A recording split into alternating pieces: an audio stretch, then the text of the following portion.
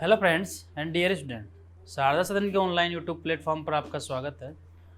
आज हम application of biotechnology को आगे लेकर चलते हैं और कौन कौन से बड़े स्तर के जो एप्लीकेशन हैं उनकी हम बात करेंगे। तो इसी के साथ स्टार्ट करते हैं। जैसे एक कीट प्रतिरोधी पादप तैयार करना, ठीक है। जैसे मैं इसकी बात करूँ, कीट प्रतिरोधी पादप की अगर हम बात करें तो जैसे कोई प्लांट है आपके पास, कोई प्लांट है,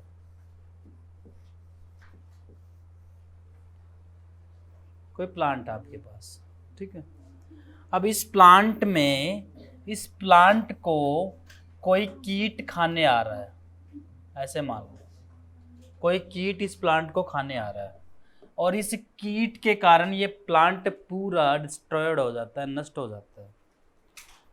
तो अब कीटों को मारने की एक ऐसी टेक्निक ढूंढी जाए कि इस प्लांट को खाने से ही वो मर जाए। मतलब थोड़ा सा उसको खाए, पूरा खा भी नहीं सके, थोड़ा सा उसको खाए और उसको खाने से वो खुद ब खुद ही मर जाए। देन मेरे को दवाइयाँ छिड़कने की कोई रिक्वायर नहीं है। तो ऐसा क्या किया जाए? तो एक बैक्टीरिया होता है बेसिलस थुरेंजियसिस, है ना, बेसिलस थुरेंजियंसिस, ठीक है। टी से रिप्रेजेंट कर रहा हूँ मैं, वैसे इसको बीटी ही कहोगे, बेसिलस थुरेंजियंसिस। अगर आप इसका नाम देखें, बेसिलस थुरेंजियंसिस, क्या बोलोगे? बेसिलस थुरेंजियंसिस। अच्छा, इसको बीटी से मैं रिप्रेजेंट करता हूँ। ये एक बैक्टीरिया है। क्या है? बैक्टीरिया है। इस बैक्टीरिया के पास एक जीन है और ये जीन एक प्रोटीन बनाता है जिसको क्राई प्रोटीन कहा जाता है। अब ये क्राई प्रोटीन अगर किसी तरह इस कीट में चली जाए तो कीट की आंत की उपकला के साथ बंध कर उसमें छेद कर देगी। तो अगर कीट की आंत में छेद हो गया तो कीट खुद ब खुद मर जाएगा। अब मेरे को ये क्राई प्रोटीन इसमें डालना है कैसे भी करके। दूसरी बात, एक और प्रश्न आता है कि सर इस क्राई प्रोटीन से ये ही मरा, ये क्यों नहीं मर रहा? तो ये इसलिए नहीं मरता क्योंकि क्राई प्रोटीन जो होती है वो इसमें आने के बाद क्षारीय पीएच पर सक्रिय होती है। तो यहां पर पीएच कम रहता है, क्षारीय पीएच मतलब पीएच अम्लीय रहता है, इस कारण वो इनएक्टिव फॉर्म में रहती है।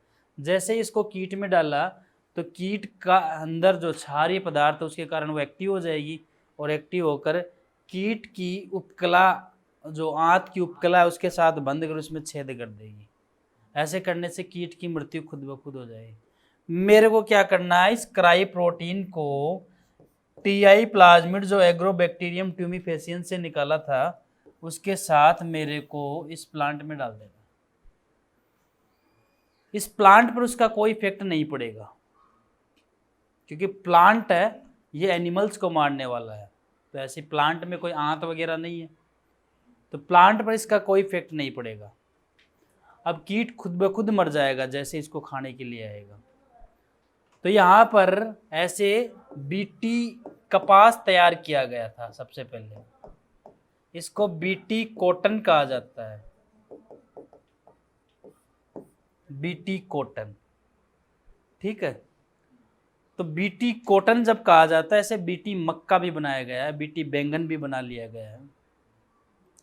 तो यहाँ पर मेरे को किसी प्रकार की पेस्टिसाइड्स की रिक्वायर नहीं हुई, कोई भी मेरे को रसायन नहीं चाहिए और मैं कीट प्रतिरोधी पादप ही तैयार कर देता हूँ बायोटेक्नोलॉजी के जरिए।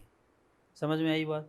करना क्या है, बेसिलस थुरेंजियसिस जो है उसके जीन से जो क्राई प्रोटीन बनता है, यानी क्राई प्रोटीन को बनाने वाला जीन जो है टीआई प्लाज्मिड से जोड़कर किस में डाल देना है? प्लांट में डाल देना है। प्लांट में जैसे ही वो गया तो जैसे ही उसको कीट खाने आएगा तो कीट के अंदर पहुंचकर कीट की आंत में वो छेद कर देता है, इससे कीट मर जाता है। तो ऐसे एक कीट प्रतिरोधी पादप मेरे पास तैयार हो जाता है। तो अगर हम देखें तो यहाँ पर कुछ इस प्रकार की बातें आ रही है, ठीक है। मैं पूरा इसको रीड आउट नहीं करूँगा, कोई बात रहेगी उस पर अंडरलाइन करूँगा।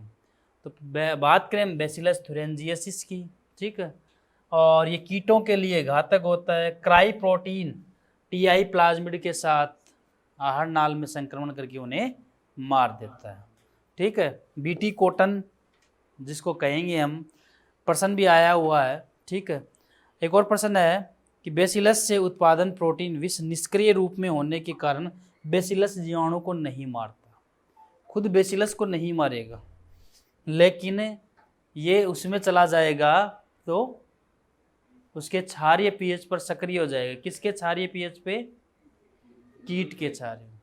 अब आपसे ये पूछ लिया जाता है, और बुक में भी दे रखा है कि बीटी जो है वो जो कपास है, कॉटन है, उसको खाने वाले कुछ कीटों के नाम बताइए। अब कीटों के नाम पूछ रहा है तो आपको याद रखना है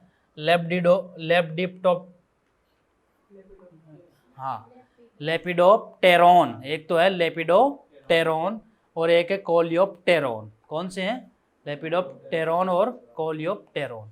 ये दो कीट हैं जिनके अंतर्गत जो अलग प्रकार के कीट है, जैसे कलिका कीट है, सैनिक कीट है, ये अटैक करने वाले होते हैं। अगर ये कीट आ रहे हैं तो आप बीटी कॉटन बना दो, यानी कॉटन को ही आप कैसा बना दो? BT cotton. देखो यहाँ दिखा रखा है, इसमें संक्रमित कर रहा है इसको, ठीक है। तो इस प्रकार से हम इसको बचा सकते हैं। ये आपकी बात यहाँ पर आती है। फिर मेरे पास आता है पीड़क प्रतिरोधी पादप।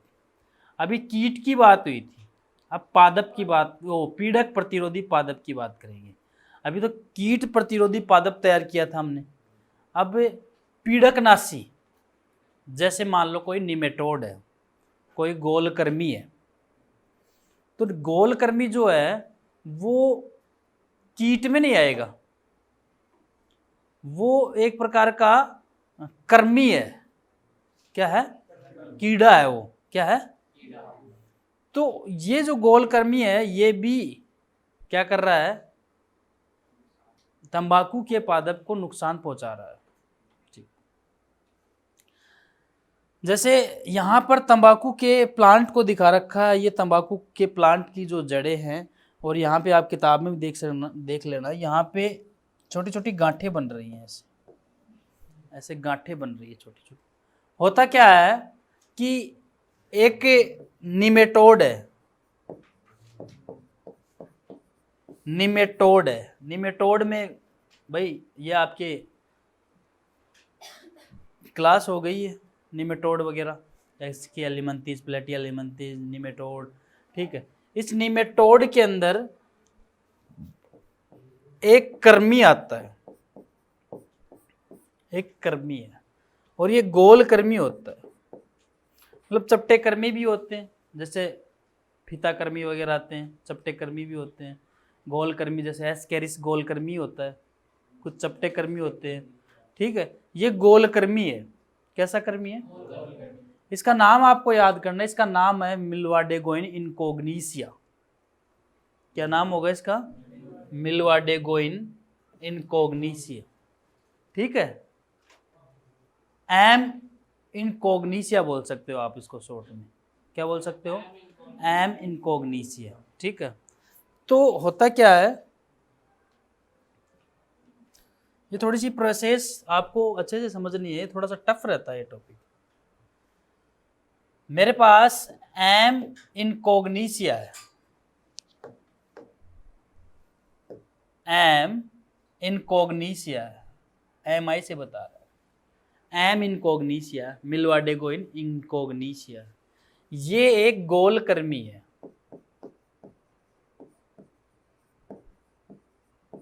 ये एक गोल कर्मी है, ये गोल कर्मी है, ठीक है। ये जो तंबाकू है उसकी रूट में चला जाता है और वहां पर रूट नोड बना देता है, गांठ बना देता है, ठीक है।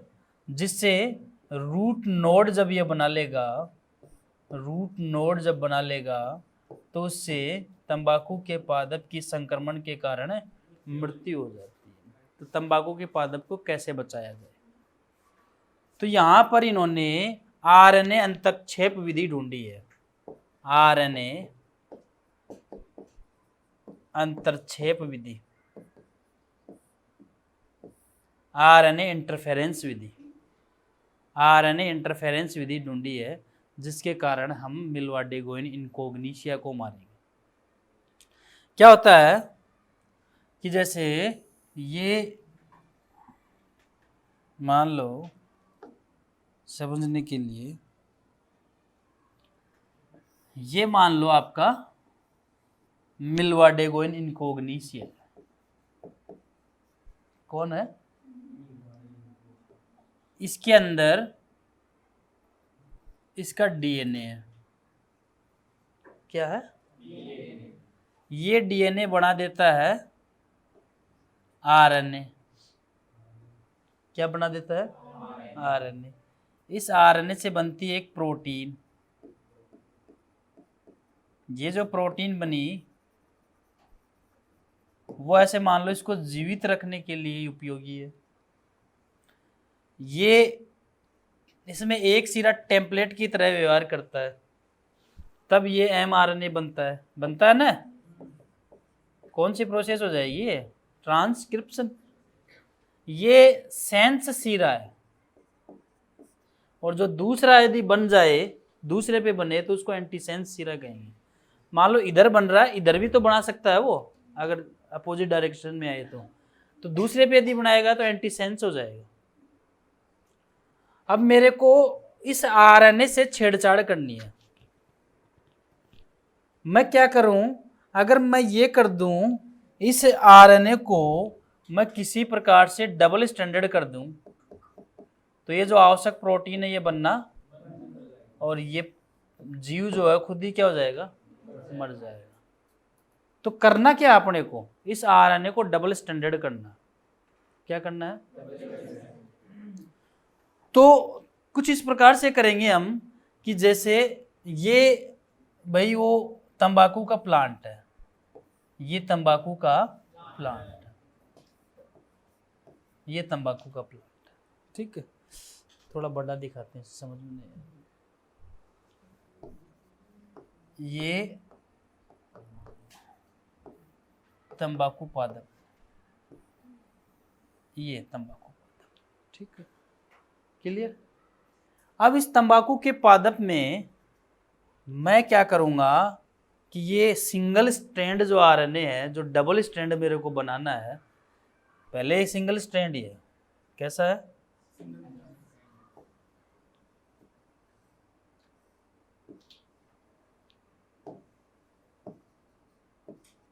Single strand. कैसा है? अब मैं क्या करूंगा, ये जो डीएनए है ना, ये डीएनए का टुकड़ा मैं उसमें डाल दूंगा। सॉरी, डीएनए का टुकड़ा नहीं डालूंगा मैं, ये आरएनए उसमें डाल दूंगा। क्या डालूंगा? लेकिन आरएनए डालूंगा कैसे? सुनना थोड़ी सी बात। मैं ये इस प्रकार से डालूंगा, अलग अलग करके डालूंगा। डीएनए स्ट्रैंड को ही डालेंगे अपन। जैसे ये डीएनए है मेरे पास, तो ये जो डीएनए है, ये इसको मैं खोल लूंगा अलग अलग। क्या करूंगा? खोल लूंगा। एक इसमें सेंस हो जाएगा, और एक इसमें क्या हो जाएगा? Anti sense. एक इसमें सेंस हो जाएगा और एक ये सेंस हो गया, ये सेंस है मान लो, और ये एंटी सेंस। अब ये दोनों अपने अलग अलग वो बना देंगे एमआरएनए, क्योंकि मैं दोनों से काम करवाना चाहता हूं। और जैसे ही बन जाएगा वैसे ही इसके बाद में ये दोनों कंबाइंड कर जाएंगे, अगर ये एक दूसरे की कॉम्प्लीमेंट्री चल रहे हैं। अब मेरे पास जो आ रहा है वो डबल स्टैंडर्ड आरएनए आ गया। मैंने क्या किया, मैंने ये जो डीएनए था इसके सेंस और एंटी सेंस को यहाँ पे डाल दिए। सेंस जो है टेम्पलेट की तरह व्यवहार करेगा, ये भी एक टेम्पलेट की तरह, मतलब उसकी आवश्यक एंजाइम वो ख़त्म नहीं किए मैंने कि वो ट्रांसक्रिप्शन ही बंद कर दे। इस तरीके से डाला कि, या फिर ऐसे मान लो कि मैंने इनको खोल के रख दिया ऐसे कि ये दोनों ही बनाए, अपना अपना एक हिस्सा दोनों ही बनाए। अगर दोनों एक साथ जुड़ के बनाएंगे तो रेप्लिकेशन हो गया, लेकिन रेप्लिकेशन नहीं करवाना, इसलिए इन दोनों को मैंने क्या कर दिया, खोल दिया, अलग अलग खोल दिया। एक सेंस हो गया, एक एंटीसेंस। तो ये डीएनए का खंड है, वो एक आरएनए बना लेगा, ये डीएनए का खंड है, ये आरएनए। क्योंकि डीएनए के खंड में जो आरएनए बनना है वो दोनों टेम्पलेट तो काम करते ही नहीं है, एक ही टेम्पलेट तो काम करता है। तो एक इसको दे दिया और एक जो आरएनए बना। अब ये मेरे पास डीएनए नहीं बना, ध्यान रखना, डबल स्टैंडर्ड आरएनए बना। क्या बना? अब ये मैंने इसमें डाल दिया। अब ये मिलवाडेगोइन आता है इसको खाने के लिए। जैसे ही इसको खाता है तो ये डबल स्टैंडर्ड आरएनए इसके पास चला जाता है। ध्यान रखना, डबल स्टैंडर्ड आरएनए है ये। क्या क्या क्या है? हम मिलवाडेगोइन इनकोग्निशिया के पास कुछ ऐसे एंजाइम होते हैं जो डबल स्टैंडर्ड आरएनए को टिकने नहीं देते। डीएनए तो रह जाएगा, लेकिन डबल स्टैंडर्ड आरएनए को टिकने ही नहीं देंगे। तो वो क्या करते हैं, इसको पहले तो टुकड़ों में तोड़ेंगे, और टुकड़ों में तोड़ के इनका सेंस और एंटीसेंस अलग अलग कर देंगे। क्लियर? अब मेरे पास ये पहले से क्या पड़ा था, सेंस। अगर इस सेंस का इसी का तो लेके डाला था मैंने, अगर इसके साथ इसका एंटीसेंस मिल गया तो ये कैसा बन गया, अब डबल स्टैंडर्ड। अब ये टूटेगा ना इतनी देर में तो प्रोटीन बंद हो जाएगी। ऑब्वियसली ये टूटेगा, लेकिन कब तक टूटेगा ये, जब तक प्रोटीन बनना ही बंद हो जाएगी। और प्रोटीन बनना बंद जैसे हुई ये खुद ब खुद मर जाएगा। अब चाहे भले ये टूटता रहे, सिंगल सिंगल होता रहे। ठीक है? तो इस प्रकार से आप मिलवाडेगोइन इनकोग्निशिया को आरएनए अंतरछेद, मैंने आरएनए से छेड़छाड़ की है ना, इंटरफेरेंस करवा दिया, तो आरएनए अंतरछेद विधि कहलाएगी। और आरएनए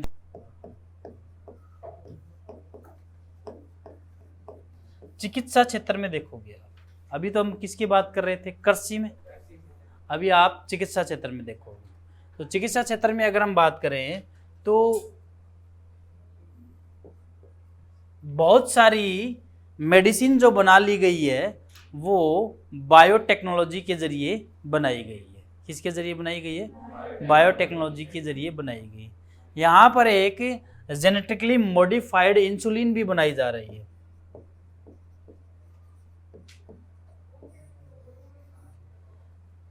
इंसुलिन जो होती है वो एक प्रकार की प्रोटीन है। भाई इंसुलिन खुद जो ये हार्मोन हो, हार्मोन किसके बने होते हैं? प्रोटीन के हैं, ये प्रोटीन है।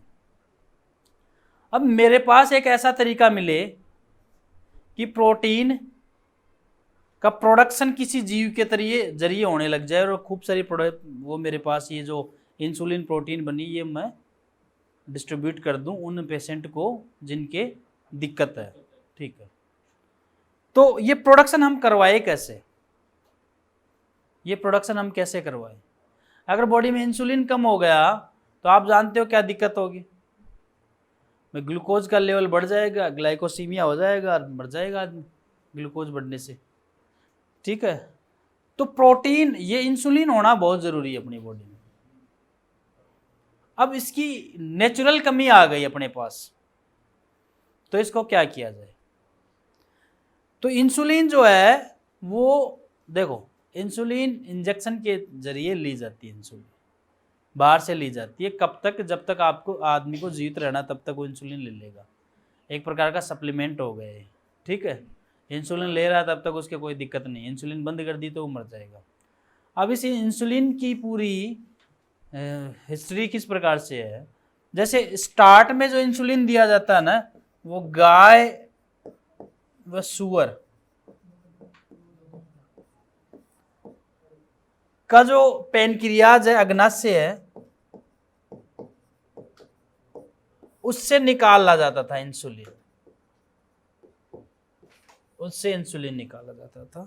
और ये इंसुलिन जो है वो ह्यूमन बॉडी में ट्रांसफर किया जाता था। लेकिन आप जानो ह्यूमन बॉडी में अगर ये इंसुलिन दिया गया तो बाहरी सब्सटेंस के कारण अपनी एंटीबॉडी एक्टिव हो जाएंगी, अपना इम्यून सिस्टम, और उसको एलर्जी वाला सब्सटेंस समझेंगे। अपनी बॉडी का एक सिस्टम है, क्या? बाहर से धूल का कण भी गया तो एलर्जी स्टार्ट। क्यों? क्योंकि अपनी बॉडी के जो इम्यून सिस्टम है वो बाहर की चीज को देखते ही लड़ाई करेंगे। तो अब इंसुलिन सही काम की हो, लेकिन आई कहाँ से? बाहर से आ रही है। तो वो इंसुलिन बॉडी में तो चली जाती थी, गाय और सूअर की चर्बी से निकाली इंसुलिन बॉडी में तो चली जाती थी, लेकिन उससे रोगी को, जो रोगी था उसको एलर्जी जैसी गंभीर समस्याएं हो जाती थी, यहाँ तक कि एनाफ्लेटिक शॉक भी उनको आ जाते थे, उनकी मृत्यु हो जाती थी। तो उनमें सुधार किया जाए। क्या किया जाए? सुधार। तो सुधार करने के लिए इसकी पूरी हिस्ट्री समझी जाए, इसकी मैकेनिज्म समझी जाए, तो पता चला जो इंसुलिन होता है ना, वो 2 पॉलीपेप्टाइड श्रृंखलाओं का बना होता है। ये 2 पॉलीपेप्टाइड श्रृंखलाएं होती हैं। इनमें एक पॉलीपेप्टाइड श्रृंखलाएं ए और एक होती इसमें बी, 2 पॉलीपेप्टाइड श्रृंखला। और ये दोनों पॉलीपेप्टाइड श्रृंखलाएं डाइसल्फाइड बॉन्ड द्वारा जुड़ी रहती है, डाइसल्फाइड बॉन्ड द्वारा जुड़ी रहती है दोनों पॉलीपेप्टाइड श्रृंखलाएं। कौन से बॉन्ड द्वारा? लेकिन आपकी बॉडी में जो आपको ये इंसुलिन मिलती है वो परिपक्व इंसुलिन है। परिपक्व इंसुलिन के पहले जो आपके पास इंसुलिन रहेगी उसको प्राक इंसुलिन कहा जाता है। इंसुलिन, कौन सी इंसुलिन? ये जो प्राक इंसुलिन है, इसमें आप ऐसे मानो जैसे ये ए श्रृंखला, ये बी श्रृंखला, ये सी वाली भी होती है। अब इसका संसाधन करना आवश्यक है, प्रोसेसिंग करनी आवश्यक है। तो मेरे को ये सी नहीं चाहिए, तो मैं सी को निकालूंगा। तो ये सी को, मान लो ये सी है, इस सी को मैंने अलग निकाल दिया और ए और बी को आपस में, ए और बी को आपस में डाइसल्फाइड बॉन्ड द्वारा जोड़ दिया, तो इंसुलिन बन जाएगी। समझ में आ गई बात? सबसे पहले अमेरिका की एक कंपनी एली लिली,